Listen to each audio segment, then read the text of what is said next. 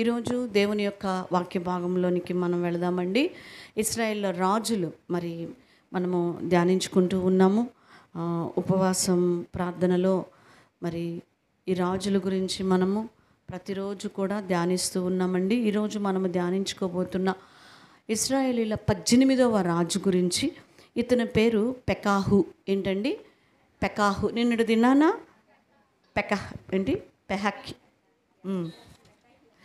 పెకహ్యా హాకి యావత్తు వస్తుంది. ఓకే, పెకహ్యా గురించి మనము ధ్యానించాము. ఈరోజు మనము ధ్యానించబోతున్న రాజు పెకాహు. ఈ పెకాహు అనే పేరుకు అర్థము విముక్తి అని అర్థం అండి. ఏంటి? విముక్తి. ఇతను 8వ కుటుంబం. ఇశ్రాయేలు ప్రజలను పరిపాలించిన 9 కుటుంబాలలో 8వ కుటుంబానికి చెందినవాడిగా మనం చూస్తూ ఉన్నాము. ఇతని గురించి మనము రాజుల 2వ గ్రంథము 15వ అధ్యాయములో 25 నుంచి 30 వరకు మనము చూడగలుగుతాము. అలానే దినవృత్తాంతాల 2వ గ్రంథంలో 28వ అధ్యాయము 6 నుంచి 8 వచనాల్లో ఇతని గురించి మనము చూడగలుగుతాం. ఇతను రెమల్యా కుమారుడు, పెకహ్యా యొక్క సేనాధిపతిగా ఉన్నాడు. అంటే నిన్నటి దినాన మనము ధ్యానించినటువంటి పెకహ్యా రాజు యొక్క సేనాధిపతి ఈ పెకాహు. చూడండి, 15వ అధ్యాయము 25వ వచనాన్ని మనం చదువుకుందాం. అతని క్రింద అధిపతియు రెమల్యా కుమారుడైన పెకాహు. చాలు.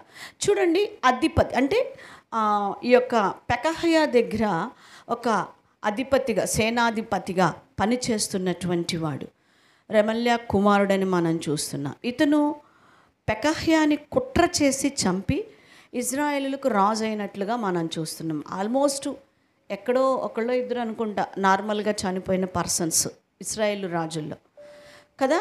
కానీ ఆల్మోస్ట్ అందరు కూడా ఎలాగున్నారంటే హత్య చేయటం, ఆ రాజుని ఒకళ్ళు చంపటం, మరొకళ్ళు రాజు అవటం, ఒకళ్ళని చంపటం, మరొకళ్ళు రాజు అవటం చూస్తూ ఉంటాం.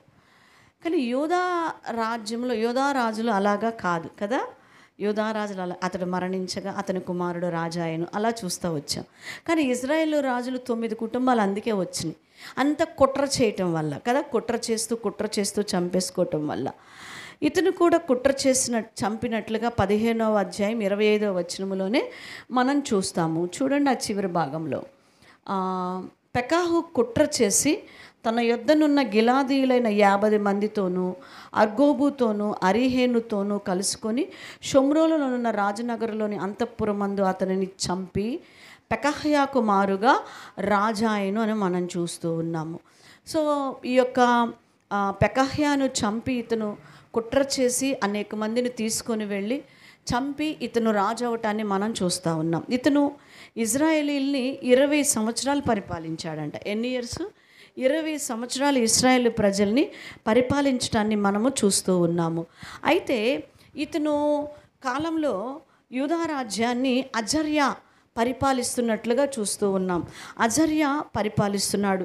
మరి ఇతను ధైర్యవంతుడిగా కూడా మనకు కొంత కనిపిస్తున్నాడు. ఎందుకంటే పెకహ్యాన్ని చంపేటప్పుడు కూడా చాలామందిని తీసుకొని వెళ్ళి అసలు ఏమాత్రం ఆలోచించకుండా తన వెనుక తీసుకొని వచ్చి చంపేస్తాడు కదా. ఇందాక చదువుకున్నాం, 50 మందిని ఇంకా రకరకాల మనుషుల్ని తీసుకొని వెళ్ళిపోయాడు. టక్క వెళ్ళిపోయాడు, చంపేసేసి సింహాసనాన్ని ఆక్యుపై చేయటాన్ని చూస్తున్నాం. అంటే కొద్దిగా ధైర్యము ఎక్కువ కలిగినటువంటి వాడిగానే ఈ యొక్క పెకాహుని మనము చూస్తూ ఉన్నాము. ఇకపోతే ఇతను యూదా రాజ్యం మీదకి ఎలాగైతే ఈ పెకహ్యాని ధైర్యంగా వెళ్ళి చంపాడో అలానే యూదా రాజ్యం మీద కూడా ఇతను దండెత్తి వెళ్తాడు. ఏ రాజ్యం మీదకి? యూదా రాజ్యం. యూదా రాజ్యములోని ప్రజలు వీళ్ళకేమవుతారు? ఇశ్రాయేలుకి సహోదరులే కదమ్మా. వాళ్ళంతా తోడబుట్టిన వాళ్ళే కదా. ఇశ్రాయేలీలు ఒక తండ్రి పిల్లలే కదా. అర్థమవుతుందా?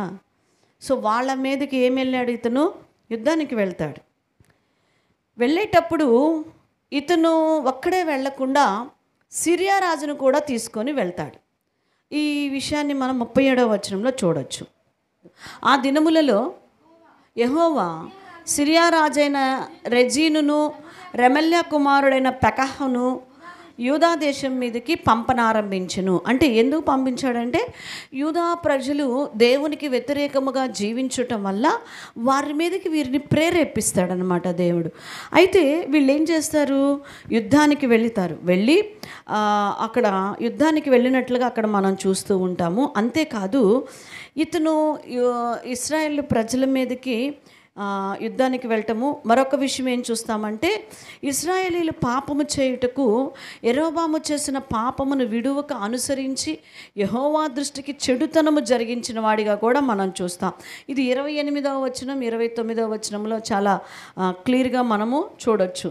28, 29 రాజుల 2వ గ్రంథం 15వ అధ్యాయంలో మనం చూస్తూ ఉన్నాం. అంటే ఆ పాపమును విడవకుండా ఏం చేస్తూ వచ్చాడు, అనుసరిస్తూ వచ్చినట్లుగా చూస్తూ ఉన్నాం. ఇతని కాలంలో అంటే ఇంకా అది ఆల్రెడీ మనకి తెలిసిన విషయం కాబట్టి మనం కొంచెం ముందుకు వెళదాం. ఇతని కాలంలో యెషయా ప్రవక్త ఉన్నట్లుగా మనకి కనిపిస్తుంటుంది. యెషయా గ్రంథం 7వ అధ్యాయము 1వ వచనంలో మనం చూద్దాం. ఇతని కాలంలో మనకి యెషయా గారు కనిపిస్తారు. యెషయా గ్రంథం 7వ అధ్యాయము 1వ వచనాన్ని మనం చదువుదాం. యూదా రాజైన ఉజ్జియా మనవడును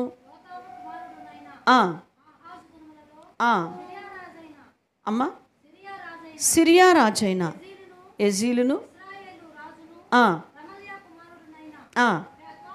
పెకాహును. అంటే ఆ కాలంలో ఇది ఎవరు రాసిన ప్రవక్త? యెషయా గారు. అంటే ఆ కాలంలో ఎవరున్నారు? యెషయా ప్రవక్త తన కాలంలో ఉన్నట్లుగా చూస్తున్నాం. అంటే గొప్ప దైవజనుడు తన యొక్క కాలంలో ఉన్నట్లుగా మనం చూస్తూ ఉన్నాము. మరి అతనే కాదు, ఓదేదు అను ప్రవక్త కూడా ఇతని కాలములో ఉన్నట్లుగా మనం చూస్తూ ఉన్నాం. ఓదేదు ప్రవక్త. దినవృత్తాంతాల 2వ గ్రంథం 28వ అధ్యాయము. దినవృత్తాంతాల 2వ గ్రంథం 28వ అధ్యాయము 9వ వచనం చదువుకుందాం. యెహోవా ప్రవక్తయగు ఓదేదు అను ఒకడు అచ్చట ఉండెను.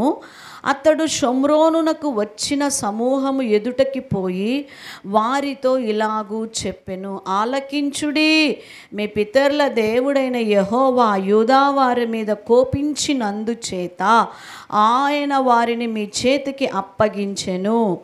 చూడండి, అంటే ఆ ప్రవక్త ఆ కాలంలో ఉన్నట్లుగా, అంటే ఇతని గురించి మరలా ధ్యానిద్దాము.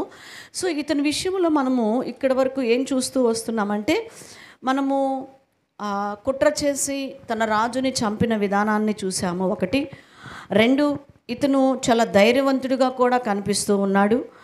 3వదిగా చాలా అదే ధైర్యంతో యూదా రాజ్యం మీదకి కూడా ఈ సిరియా రాజును తోడు తీసుకొని వెళ్ళటాన్ని మనం చూస్తూ ఉన్నాము. ఆ తర్వాత మనం చూస్తే మొదటి యెరోబాము చేసిన ఆ పాపము విడవకుండా చేసిన వాడిగా మనం చూస్తూ ఉన్నాము. ఇతని కాలంలో చాలా గొప్ప ప్రవక్తలు యెషయా గారు కానీ ఓదేదు ప్రవక్త కానీ ఉన్నట్లుగా మనం చూస్తున్నాం. అంతేకాదండి, ఇతనిలో ఒక స్వభావాన్ని మనం చూస్తాం. అధికారాన్ని బట్టి, జయాన్ని బట్టి ఇతనిలోనికి ఒక గర్వాన్ని మనం చూస్తాం. ఇతనిలో ఏమొచ్చేస్తుందంట, గర్వం. దాదాపు ఆ యొక్క 120,000 మంది పరాక్రమశాలను చంపటాన్ని మనం చూస్తాం. అధికారాన్ని బట్టి వచ్చిన గర్వాన్ని ఇతనిలో మనం చూస్తాం. దినవృత్తాంతాల 2వ గ్రంథం 28వ అధ్యాయములో 6వ వచనాన్ని మనం చదువుదాం. రెమల్యా కుమారుడైన పెకాహు యూదా వారిలో పరాక్రమశాలులైన 120,000 మందిని ఒక్కనాడు ఏం చేశాడంట, హతము చేసెను. వారు తమ పితరుల దేవుడైన యెహోవాను విసర్జించినందున వారికి ఇటు గతి పట్టింది. అర్థమవుతుందండి? యూదావారు యెహోవా దేవుణ్ణి విసర్జించుట వల్ల దేవుడు యూదా జనుల మీదకి యుద్ధమునకు రావుటకు ఈ పెకాహును ప్రేరేపింపగా, ఈ పెకాహు సిరియా రాజును తోడు తీసుకొని యూదా రాజ్యం మీదకి యుద్ధానికి వెళ్ళి వారిలో దాదాపు 120,000 మందిని చంపాడు. చంపటమే కాదు, 7వ వచనం చదువు తల్లి. పరాక్రమశాలి అయిన జిక్రీ, రాజసంతతి వాడైన మయాసయము, సభాముఖ్యుడైన అజ్రీకామును, ప్రధానమంత్రి అయిన ఎల్కోనామును. అంటే ప్రాముఖ్యమైన వారిని కూడా ఆ దేశంలో ఏం చేశాడు? చంపేశాడు. వాళ్ళెవరు ఆ దేశస్థులు? తోటి సహోదరులు కదా, తోడబుట్టిన వాళ్ళే కదా. ఇజ్రాయేలీలో 2 గోత్రాలు వాళ్ళు. అయితే ఆ బిడ్డలను చంపేశారు, ఆ ప్రజల్ని, ప్లస్ ప్రాముఖ్యమైన వారిని కూడా చంపేశాడు. అంతేకాకుండా అంతటితో ఆగకుండా ఏం చేశాడు అంటే 8వ వచనాన్ని చదువుదాం. అదియుగాక ఇశ్రాయేలు వారు తమ సహోదరులైన వీరిలో నుండి స్త్రీలనేమి, కుమారులనేమి, కుమార్తెలనేమి 2 లక్షల మందిని చెర తీసుకొని పోయిరి. మరియు వారి యొద్ద నుండి విస్తారమైన కొల్ల సొమ్ము తీసుకొని దానిని షోమ్రోనుకు తెచ్చిరి. చూస్తారు ఇక్కడ ఏం చేస్తూ ఉన్నారు? ఆ యొక్క సహోదరులు వీళ్ళకేమవుతారు? తోడబుట్టిన వాళ్ళు కదా. అయితే వాళ్ళని తీసుకొని వెళ్ళిపోతున్నాడంట. సహోదరులైన వారిని యూదాలో నుండి స్త్రీలను, వారి కుమారులను, కుమార్తెలను దాదాపు ఎంతమందినో తెలుసా? 2 లక్షల మందిని చెరగొని తీసుకొని పోతూ ఉంటుంటాడు. ఒకటి, తన సహోదరుల మీద యుద్ధానికి వెళ్ళాడు, 1,20,000 మందిని చంపేశాడు. ప్రాముఖ్యమైనటువంటి వాళ్ళని కూడా చంపేశాడు. అంతటితో ఆగకుండా 2 లక్షల మందిని, స్త్రీలను, వారి పిల్లలను, పురుషులను అందరినీ కూడా చెరగొని ఏం చేస్తూ ఉన్నాడు? ఎక్కడికి తీసుకెళ్తున్నాడు? షోమ్రోను, ఇశ్రాయేల్ దేశమునకు తీసుకొని వెళుతూ ఉన్నాడు. అక్కడ ప్రవక్త అయిన ఓదేదు ఇజ్రాయేలు వారిని హెచ్చరించటం మనం చూస్తున్నాం. ఇదే మాట ఇందాక మనం చదువుకున్నాం. ఎక్కడ చదివాము? అదే కదా, ఓదేదు అను ప్రవక్త కూడా ఇతని కాలములో ఉన్నాడు అని మనం చదివాం. 28:9 మనం చదివాం. చూడండి, 9లో ఏమని హెచ్చరిస్తున్నాడు ఆ సేవకుడు? యెహోవా ప్రవక్తయగు ఓదేదు అను ఒకడు అచ్చట ఉండెను. అతడు షోమ్రోనుకు వచ్చి, ఇక్కడ ఒక్క మాట నేను చెప్తానండి. ఇక్కడ ఇశ్రాయేల్ రాజు అయినటువంటి పెకాహు పొరపాటు చేసినప్పుడు, తప్పు చేస్తున్నప్పుడు, తన సహోదరులని, తన తోడబుట్టిన వాళ్ళని చెరగా తీసుకొని పోతున్నప్పుడు గద్దించటానికి ఒక సేవకుడు రావటాన్ని ఇక్కడ మనం చూస్తూ ఉన్నాం. ఎవరు వచ్చారంట? దేవుని సేవకుడు వచ్చాడు కదా. దేవుని సేవకుడు ఓదేదు వచ్చి గద్దిస్తూ ఉన్నాడు అతనితో మాట్లాడుతున్నాడు. నువ్వేం చేయకూడదు, ఏం చెయ్యాలి అనే విషయాన్ని అతను తెలియచేస్తూ ఉన్నాడు. తెలుసా, ఆ దినాలలో మరి అబ్రహాముని తో మాట్లాడి అబ్రహాము పొరపాటు చేసిన, లేకపోతే అబ్రహాము హాగర్తో తప్పు చేసినప్పుడు కానీ, వాగ్దానం చేసినప్పుడు కానీ, అబ్రహాముని బలపరచడానికి, అబ్రహాముని లేవనెత్తడానికి ఏ ప్రవక్త లేరు ఆ రోజు కదా. అంటే ఒక్క మెల్కీసెదెకు గారే మనకు కనిపిస్తాడు, ఒక యాజకుడు, అది కూడా ఒక్కసారే. కానీ అబ్రహాము నిజంగా శారా దగ్గర పడిపోయినప్పుడు కానీ, అంటే శారమ్మని వేరే రాజ్యంలో నా సహోదరిని చెప్తాడు, హాగర్ దగ్గర పడిపోతాడు. కానీ నువ్వు వచ్చి అక్కడ అతన్ని బలపరిచిన వాళ్ళు, అతనికి వాక్యం చెప్పిన వాళ్ళు, లేపిన వాళ్ళు ఎవరు ఉండరు. అంటే దేవుడే తనని ఏం చేస్తూ వచ్చాడు? దేవుని మీదే ఆధారపడ్డాడు, దేవుని వాక్యం మీదే ఆధారపడ్డాడు. అంటే తండ్రి అయిన దేవుని మీదే ఆధారపడుతూ, ఆ మాటలకి లోబడుతూ తాన్ని సరిదిద్దుకుంటూ కట్టుకుంటూ వచ్చాడు. ఈరోజు మనం లెగిస్తే సెల్ ఫోన్లు చూస్తూ ఉంటాం. సెల్ ఫోన్లో దేవుడు లెగిస్తే మాట్లాడుతూ ఉంటాడు. రాత్రంతా కూడా ఎక్కువగా ప్రార్థన చేసుకుంటూ ఉన్నాను. రాత్రంతా ప్రార్థన నేను చేసుకుంటూ ఉన్నప్పుడు, ఆ ప్రార్థన చేసుకుంటూ దేవుని దగ్గర కొన్ని విషయాల కోసం ఏడుస్తూ దుఃఖిస్తూ నేనున్నాను. ఉన్నప్పుడు ఉదయాన్నే లేచినప్పుడు దేవుని యొక్క వాక్యము ద్వారా నాతో మాట్లాడుతూ ఉన్నాడు. తర్వాత యూట్యూబ్లో వాక్యమును నేను చూస్తూ ఉన్నప్పుడు ఆ వాక్యము ద్వారా కూడా దేవుడు సేమ్ నాతో మాట్లాడుతూ ఉన్నాడు. మరొక వాక్యం విందామని మరొక సేవకులు వింటున్నాం, అది కూడా అలానే మాట్లాడుతూ ఉన్నాడు. అంటే ఈరోజు దేవుడు మనతో ఎలా మాట్లాడుతూ ఉన్నాడంటే, యూట్యూబ్ ఫోన్ కొడితే చాలు, ఫోన్ పట్టుకుంటే చాలు, అసలు ఎక్కడెక్కడ ప్రపంచంలో ఉన్న సేవకులందరి ద్వారా మనతో మాట్లాడుతూ ఉంటూ. అంటే మనం వాళ్ళ మీద ఆధారపడిపోయాం కదా. బాధపడుతున్నప్పుడు కొన్నిసార్లు మనం ఊరికే వాక్యం విందామని కూడా అలా చూస్తూ ఉంటాం. కానీ ఆ రోజుల్లో ఏం లేదు, కంప్లీట్గా ఎవరి మీద ఆధారపడిపోయాడు? అబ్రహాము దేవుని మీదే. ఆయన మాట్లాడటము, బలపరచబడటం అంతే. తను తాను పొరపాటు చేసినప్పుడు తనే దేవుని సన్నిధిలో పశ్చాత్తాపడటం అలా చూస్తూ ఉన్నాం. ఈరోజు నీ జీవితంలో దేవుడు నిన్ను ప్రేమించి దైవజనుల్ని ఇస్తూ ఉన్నాడు, సేవకుల్ని సేవకురాండ్రుల్ని ఇస్తూ ఉన్నాడు, హెచ్చరిస్తూ ఉన్నాడు. ఈ రోజుల్లో దేవుడు ప్రతి క్షణము ప్రతి నిమిషము కూడా నీతో మాట్లాడుతూనే ఉన్నాడు దేవుడు. అయినా కూడా మనం ఏం చేస్తున్నామంటే తిరుగుబాటు చేసేవారిగానే ఉంటున్నాము. కానీ అబ్రహాముతో ఆ దినములో తనకు తానుగా మరి బలపరచబడటానికి తనకు తానుగా దేవునితో మాట్లాడి దేవుని మీద ఆధారపడటం నేర్చుకున్నాం. ప్రియదేవుని బిడ్డ, నేను ఎందుకు చెప్తున్నానంటే ఓకే, నువ్వు సేవకుల వాక్యం వింటున్నావు, కరెక్టే. రకరకాల దేవుని సేవకులు దైవజనుల ద్వారా, లేకపోతే మీ దైవ సేవకురాల ద్వారా కూడా, మీ సేవకురాల ద్వారా కూడా దేవుడు మీతో మాట్లాడుతున్నాడు, కరెక్టే.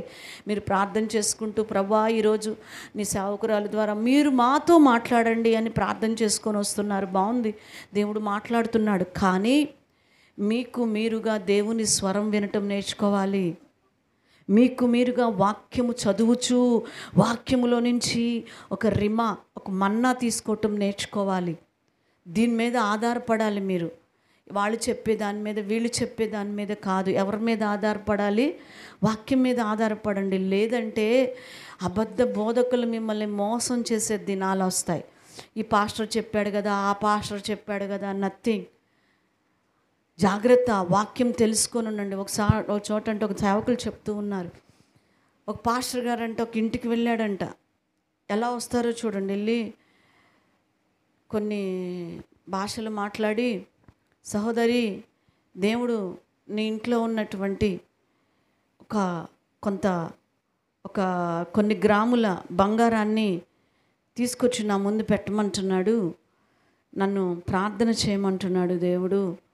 అది ప్రార్థన చేసినప్పుడు ఆ బంగారం నీకు ఎక్కువగా అధికముగా దేవుడు ఇస్తానంటున్నాడు అని చెప్పేసి అన్నాడు. ఎంత కొద్ది బంగారం చెప్పాడు స్టార్టింగ్, కొంచెమైతే మనం ఏం చేస్తారంటే త్వరగా నమ్ముతారు. అసలు చూడండి, అది దేవుడు నాకు బయలుపరిచాడు, నీ దగ్గరికి పమ్మన్నాడు, అందుకని నేను వచ్చాను అన్నాడంట. నిజంగానే జరిగిందంట, రియల్గా. ఇది ఒక సేవకులు చెప్తుంటే విన్నాను నేను. అయితే ఆమె అంటే వాక్యహీనులు ప్రార్థనకి వెళ్తారు, ప్రార్థన దేవుడు భయము అన్నీ నమ్ముతున్నారు, కానీ వాక్యహీనత వాళ్ళలో ఉన్నది.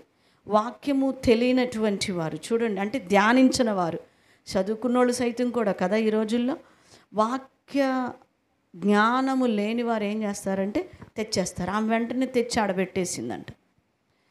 ఫస్ట్ సారే తీసేసుకుంటే బాగోదు కదా, అది అంతా కొంచెమేగా, సింపుల్గా బాగా ప్రార్థన చేసేసి మరలా నన్ను దేవుడు నెక్స్ట్ వీక్ రమ్మంటున్నాడని చెప్పాడంట. అట్లా 2-3 సార్లు కొంచెం కొంచెం మోతాదు పెంచుతా వెళ్ళాడు. ఆమె కొంచెం కొంచెం తీసుకొచ్చి పెట్టిందంటే ఒకరోజు మొత్తం తెచ్చిపెట్టేసింది. నమ్మించాడు కదా, వెళ్తున్నాడు, ఏదో భాష మాట్లాడేస్తున్నాడు, ఆమెకి ఏదో ఒక ప్రవచనం చెప్పేస్తున్నాడు, ఏదో ఒక వాక్యమును వల్లించినట్లుగా వల్లించేస్తూ ఉన్నాడు, ఆ వాక్యమును విన్నట్లుగా వింటూ ఉన్నాడు, అలాగ చేస్తూ ఉన్నాడు. ఆమె ఒకరోజు కంప్లీట్గా సేవకుడిని నమ్మేసింది. ఆయన్ని సేవకుడు కానీ కూడా అనకూడదు అనుకుంటాం మనం అయితే లెక్కకి. ఆ వచ్చినటువంటి దొంగ సేవకుడిని నమ్మేసింది అనవచ్చు. నమ్మేసింది. మరి ఆ ఇంట్లో ఉన్నటువంటి బంగారం అంతా తీసుకొచ్చేసి పెట్టేసింది. ఆ రోజు కళ్ళు మూసుకోమన్నాడు, ప్రార్థన చేస్తూ ఉన్నాడు. అంటే దాదాపు 3-4 వారాలు ఏం చేశాడు, ఆమెని నమ్మించాడు. ఆమె కళ్ళు మూసుకొని ఫుల్ అని అంటా ఉన్నది. ఈలోపు అదేదో కొట్టేసేసాడు, మొత్తం మూట కట్టేసుకున్నాడు, వెళ్ళిపోయాడు. అదే నీకు వాక్యం తెలిస్తే దేవుడు నాకు బయలుపరిచాడు, నాకు ఇప్పుడు నేనే వెళ్ళి నిర్మల దగ్గరికి వచ్చి ఇప్పుడు నేను రోజు కలుస్తున్నాం కదా, బాగా ఇప్పుడు నా మీద నమ్మకం కుదిరింది కదా, నేను వచ్చేసి నిర్మల అని కొంతసేపు ఏదో నా భాష మాట్లాడేసి రాత్రి ప్రార్థన అంతా చేసి కష్టపడి నేను ప్రార్థన చేశాను నీకోసం చేస్తే నాకు దేవుడు బయలుపరిచాడు, మీ ఇంట్లో ఉన్నటువంటి బంగారం అంతా పెట్టమన్నాడంటే పెట్టవా? నేను ఎన్ని సంవత్సరాల నుంచి ఉన్నాను ఇప్పుడు ఇక్కడ నీతో? 17 సంవత్సరాల నుంచి నీతో ఇక్కడ ఉన్నాను. అయినా ఎందుకు అంటే బంగారాన్ని ప్రేమించి పెట్టవా, లేకపోతే నన్ను నమ్మక పెట్టవా ఏంటి? ఏమో బంగారం ప్రేమించి పెట్టదంటండి. మీరు సిస్టర్ గారు నన్ను నమ్మరు. నన్ను నా మీద అంటే 17 సంవత్సరాల నుంచి ఉన్నాను కదా, నేను ఎప్పుడు ఏ రోజు మోసం చేయలేదు కదా మిమ్మల్ని. అంటే 17 సంవత్సరాల నుంచి చాలా నమ్మకంగా ఉన్నాను. ఎప్పుడైనా మోసం చేశానా మిమ్మల్ని ఏ విషయంలోనన్నా? అమ్మ చేశానా? ఏ విషయంలో? ₹1 విషయంలోనన్నా? మరి అంత నమ్మకంగా ఉన్నాను కదా. నేను మీ ఇంట్లో బంగారం అంతా పెట్టమంటే ఎందుకు పెట్టట్లేదు మీరు? అంటే దేవుడు నాకు బయలుపరిచాడు. మీ సేవకురాల్ని నేను, దేవుడు నాకు బయలుపరిచాడు. మీ ఇంట్లో బంగారం అంతా అక్కడ పెట్టండి. పెడతారా? దేవుడు, నేను చెప్తుంది సేవకురాల్ని కదా, నాకు చూపించాడు.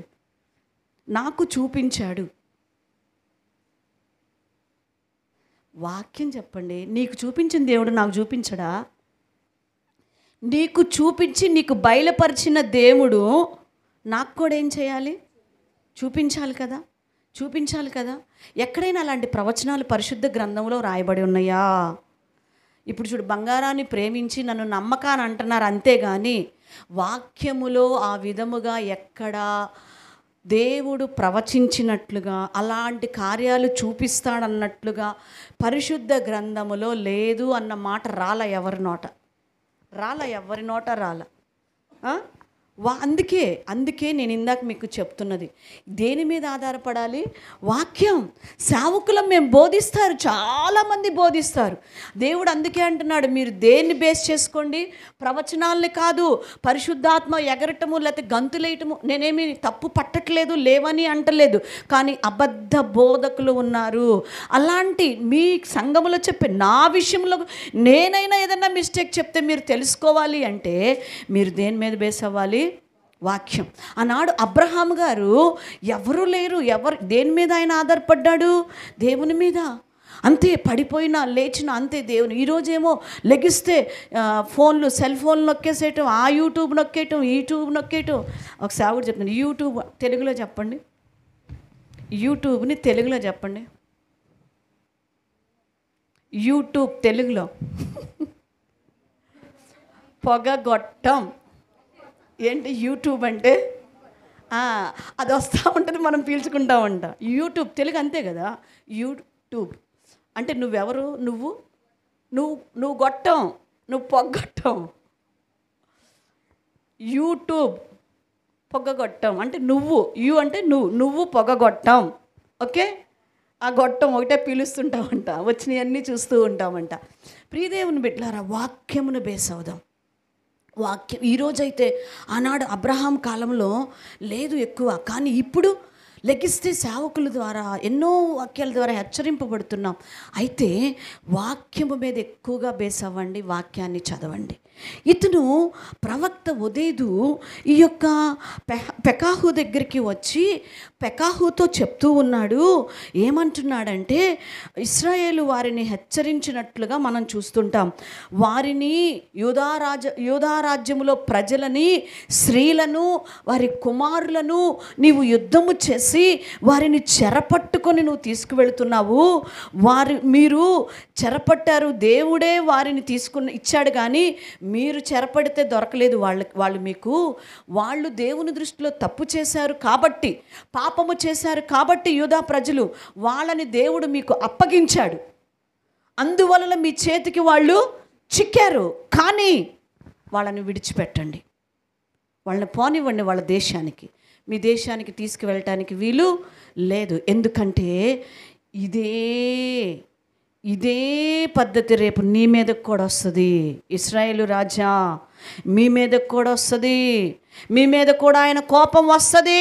ఎందుకంటే ఇశ్రాయేలీలు రాజు అయినటువంటి పెకాహు కూడా దేవునికి వ్యతిరేకముగా జీవించినటువంటి వ్యక్తి. వెంటనే అతనికి హృదయం నొచ్చుకున్నది కొంచెం. అమ్మో, నేను కూడా యెరొబెయాము చేసిన పాపములు చేస్తున్నానుగా, నేను కూడా కొన్ని మిస్టేక్లు బోల్డ్ అన్నీ చేశానుగా, సో నథింగ్, వద్దు అని ఆ సేవకుడు మాటకి లోబడిపోయి ఏం చేశాడంటే, వెంటనే వాళ్ళందరినీ విడిచిపెట్టేశాడంట. వాళ్ళందరినీ ఏం చేశాడు? విడిచిపెట్టేశాడు. తన జీవితంలో విడిచిపెట్టినట్టుగా లోబడినట్లుగా మనం చూస్తూ ఉన్నాం. ప్రియమైన దేవుని బిడ్డలారా, మొట్టమొదటిగా ఇతడు సహోదరులను బానిసలుగా చేసుకోకూడదు అని దేవుని వాక్యం చెప్తున్నది. తెలుసా మీకు? ఇప్పుడు యోధా ప్రజలంటే ఇశ్రాయేలు రాజు ప్రజలకి ఏమవుతారని చెప్పాను నేను? సహోదరులే. కాకపోతే వారి మధ్య కొంచెము తేడాలు వచ్చేసి రెండు జనాంగంగా విడిపోయారు అంతే. యూదా రాజ్యము, ఇశ్రాయేలు రాజ్యం. యూదా రాజ్యం 2 గోత్రాలు, ఇశ్రాయేలు రాజ్యం 10 గోత్రాలు. కానీ ఈ 12 మంది ఎవరు సంతానం? ఇశ్రాయేలు ఎవరు? యాకోబు. ఇప్పుడు యాకోబుకు పుట్టిన 12 మంది సంతానము ఒకరికొకరు ఏమవుతారు? తోడబుట్టిన వారు, సహోదరులు అవుతున్నారు. అయితే మోషే ఇచ్చినటువంటి కొన్ని ధర్మశాస్త్రంలో కొన్ని కట్టడలను మనం చూస్తే లేవి కాండంలో 25వ అధ్యాయము 46వ వచనాన్ని చదవండి. నీ తరువాత మీ సంతతి వారికి స్వాస్థ్యముగా ఉండునట్లు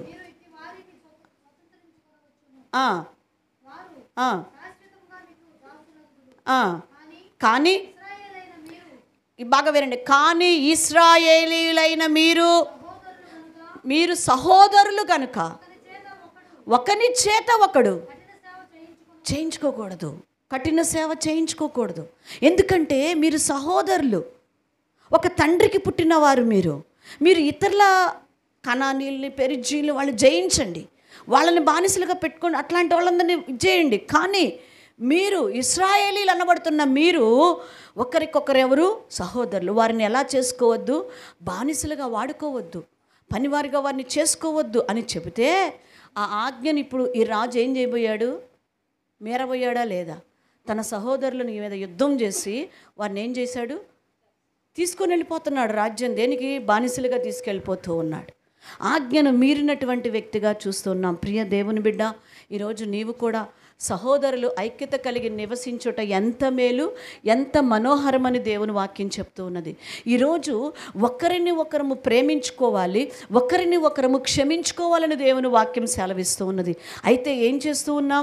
ఒకరి మీద ఒకరు కుట్రలు చేస్తూ ఉన్నారంట, ఒకరి మీద ఒకరు ద్వేషములు పెంచేసుకుంటూ ఉన్నారంట, ఒకరి మీద ఒకరు ఆయాసం పెంచేసుకుంటున్నారని వాక్యం సెలవిస్తూ ఉన్నది.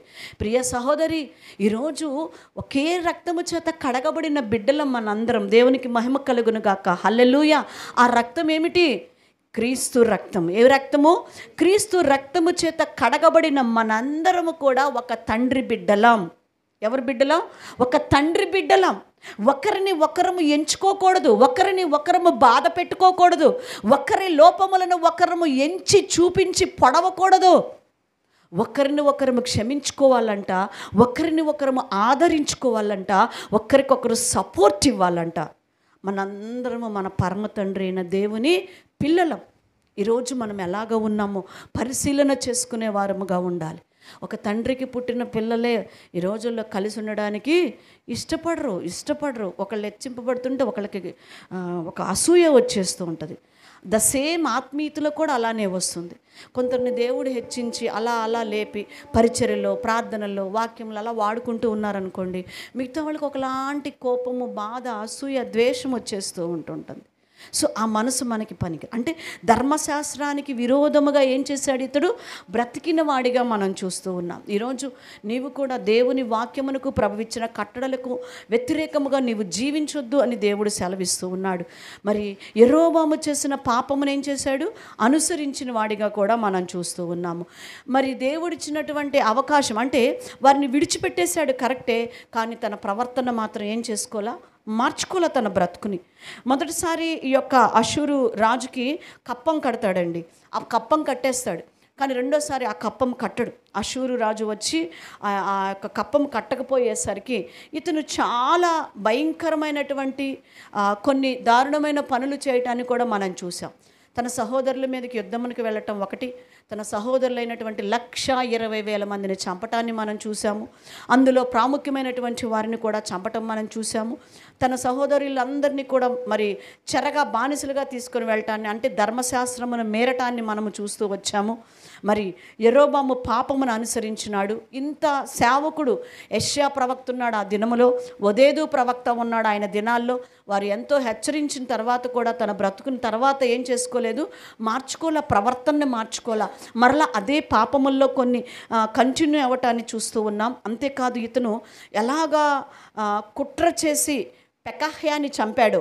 అర్థమవుతుందండి. ఇతను చేసిన వాటికి పెకహ్యా దగ్గర అధిపతిగా, సైన్యాధిపతిగా ఉంటూ రాజుని కుట్ర చేసి పెకహ్యాని ఏం చేశాడు, చంపాడు ఈ పెకాహు.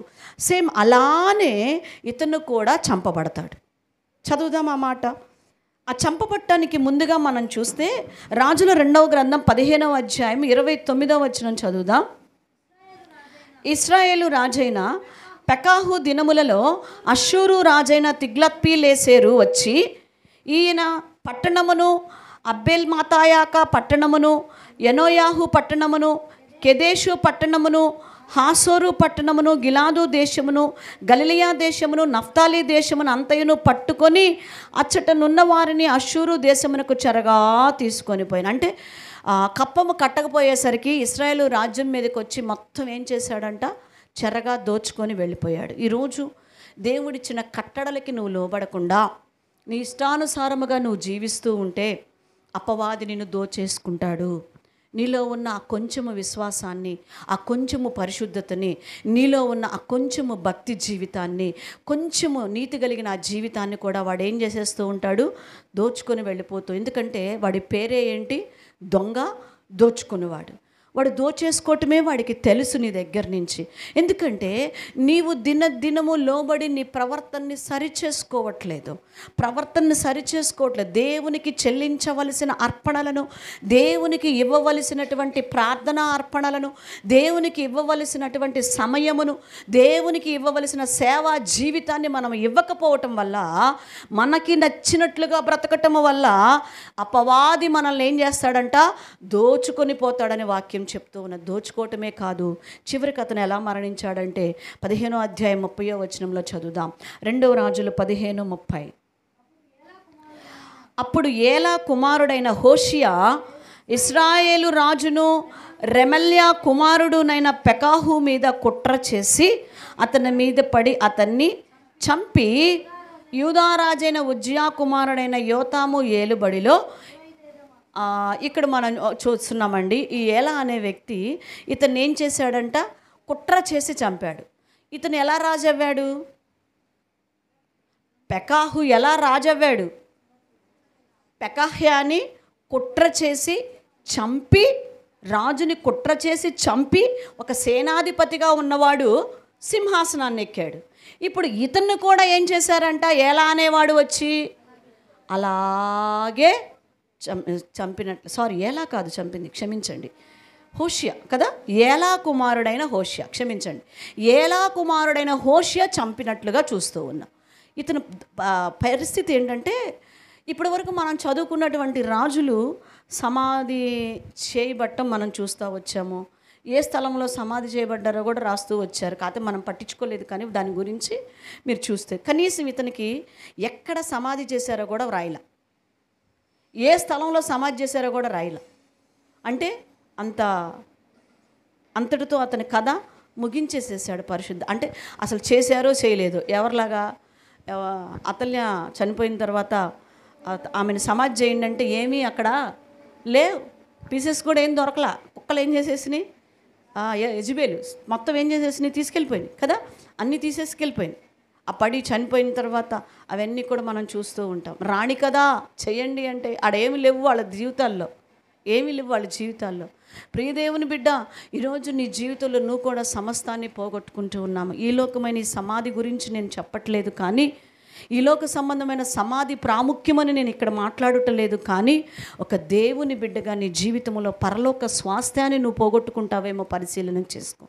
నీకు ఇష్టం వచ్చినట్లుగా ధర్మశాస్త్రమునకు వ్యతిరేకముగా జీవిస్తూ నీ తోటి సహోదరులను ప్రేమించకుండా, దేవుని వాగ్దానములకు వాక్యమునకు వ్యతిరేకముగా జీవిస్తూ సువార్త ప్రకటించకుండా, పలుమంది సేవకులు దైవజనుల ద్వారా దేవుడు మాట్లాడుతున్నా మన బ్రతుకులను మార్చుకోకుండా కుట్రలు కుతంత్రాలు చేస్తూ ఈ రాజులాగా మనము కూడా అలాగా బ్రతికితే మనమేం పోగొట్టుకుంటాము, పరలోకాన్ని పోగొట్టుకుంటాం.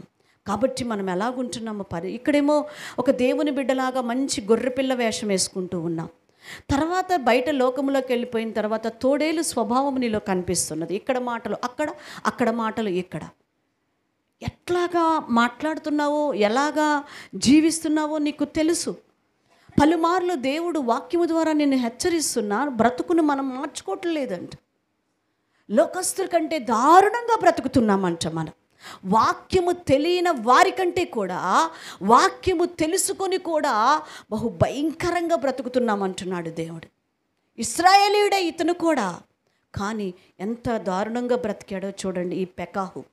ఇశ్రాయేల్ రాజులు ముగింపులోకి వెళ్తున్నాం, మరొక్క రాజు మాత్రమే ఉన్నాడు ఇంకా మనం ధ్యానించాల్సింది. అయితే ఇంతవరకు మనం ఇశ్రాయేల్ రాజులను ధ్యానిస్తూ వస్తున్నాం. ఎక్కడా కూడా నీతి కొరకు నిలబడిన ఇశ్రాయేల్ రాజుల్లో ఒక్కళ్ళు కూడా మనకు కనపడలా కదా, ఒక్కళ్ళు కూడా కనపడలా. ఏదో అట్లా అంతే. కానీ యూదా రాజుల్లో నీతిమంతుల్ని మనం చూస్తూ వచ్చాం. ఇశ్రాయేల్ రాజుల్లో నీతిమంతుల్ని కనపడలేదు ఎవరు కూడా. ఒకరి తర్వాత ఒకరు కుట్ర చేయటం, చంపేయటం, కుట్ర చేయటం, చంపటం, రాజు అవటం, కుట్ర చేయటం, రాజు అవటం, ఇదే పనిలో ఉన్నారు.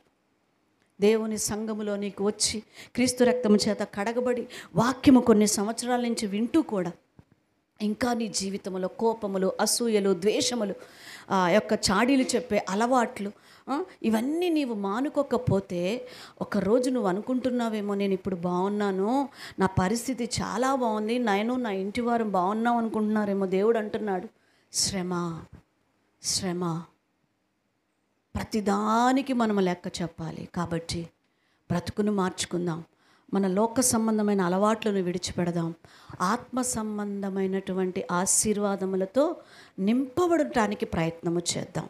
అందుకొరకు కష్టమైన నీతిగా బ్రతుకుదాం, కష్టమైన పరిశుద్ధంగా బ్రతుకుదాం, కష్టమైన యథార్థంగా బ్రతుకుదాం. అట్లా బ్రతకటం కష్టమేనండోయ్, తేలిక మాత్రం కాదు.